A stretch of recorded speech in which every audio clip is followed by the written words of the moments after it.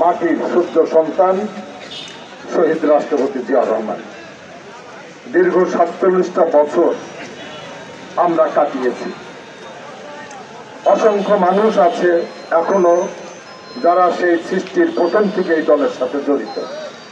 এরপরে পর্যায়ক্রমে আমাদের প্রজন্ম থেকে প্রজন্ম আমরা এই দলের শ্রীবৃদ্ধিতে সংযুক্ত করে এই দলের কলেবর, এই দলের অবস্থান কাঠামো দিনকে দিন আমরা মজবুত করেছি। বারবার আমাদের পুড়িয়ে ফেলার চেষ্টা করা হয়েছে, ধ্বংস করার চেষ্টা করা হয়েছে, অপপ্রচার, মিথ্যাচার, প্রতিহিংসা সব কিছু দিয়ে আমাদের ভস্মীভূত করার চেষ্টা করা হয়েছে। আল্লাহ পাকের অশেষ রহমতে আমরা গল্পের সেই ফিনিক্স পাখির মতোই বারবার পুড়ে ভস্ম হয়েছি। আবার ছাই গাদার থেকে উঠে দাঁড়িয়ে আবার বলেছি বিএনপি জিন্দাবাদ, দেশ নেত্রী খালেদা জিয়া জিন্দাবাদ, শহীদ রাষ্ট্রপতি অমর হোক। এত দুর্যোগ দুর্ঘটনার মধ্যেও আমরা বারবার ঘুরে দাঁড়িয়েছি। মাশাআল্লাহ, আল্লাহর রহমত, আমরা দীর্ঘ 17টা বছর লড়াই সংগ্রামের মাধ্যমে এখন একটু মুক্ত পরিবেশে আমরা বিচরণ করার সুযোগ পেয়েছি। এরকম একটি মুক্ত পরিবেশেই আজকে আমাদের এই ৪৭তম প্রতিষ্ঠা বার্ষিকীর উদযাপন করছি। আমাদের আজকের দিনের যে অঙ্গীকারটা হওয়া উচিত, আমাদের সামনের যে চ্যালেঞ্জটা, সেটা হচ্ছে চক্রান্ত এখনো হচ্ছে ভূখণ্ড নিয়ে।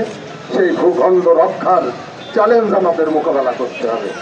আমাদের যে কাঙ্ক্ষিত গণতন্ত্র, সেই গণতন্ত্র নিয়ে প্রতিনিয়ত টালবানা করা হচ্ছে। আজকে শক্তি সঞ্চয় করতে হবে, সেই গণতন্ত্র প্রাতিষ্ঠানিক ভিত্তি দেওয়ার সংগ্রামে আমাদের জয়ী হতে হবে। যে নির্বাচন আমরা যুগের পর যুগ দাবি করে এসেছি, এদেশের মানুষ যেটা স্বপ্নে লালন করেছে, সেই নির্বাচন সামনে, কিন্তু এই নির্বাচনটা নিয়েও নানা রকম চক্রান্ত, ষড়যন্ত্র, টালবাহানা করা হচ্ছে। আমাদের আজকের এই প্রতিষ্ঠা বার্ষিকীর এই চ্যালেঞ্জের অঙ্গীকার আমাদের বুকে ধারণ করতে হবে। যে কোনো চক্রান্ত হোক না কেন, নির্ধারিত সময়ের মধ্যে আমাদের এই কাঙ্ক্ষিত নির্বাচন আমরা অর্জন এবং আদায় করে নেব। এটা আজকে আমাদের শক্তি অর্জন করতে হবে। এবং সেই নির্বাচনে আমাদের বুকে ধারণ করা, মস্তিষ্কে ধারণ করা, সমস্ত দেহ পল্লবে মিশিয়ে রাখা যে ধানের শীষ, সেই ধানের শীষকে বিজয়ী করার সমস্ত ব্যবস্থা, যত কষ্টই হোক, সব কিছু উপেক্ষা করে সমস্ত অনর্থকে দূরে ফেলে দিয়ে ঐক্যবদ্ধভাবে এই বিএনপির পতাকা তলে আমাদের প্রার্থী যারা আসবে তাদেরকে বিজয় করে রাষ্ট্রের সেবা করার দায়িত্ব গ্রহণ করতে হবে। এটা হতে হবে আজকের এই প্রতিষ্ঠা বার্ষিকীর আমাদের প্রধান অঙ্গীকার। ধন্যবাদ।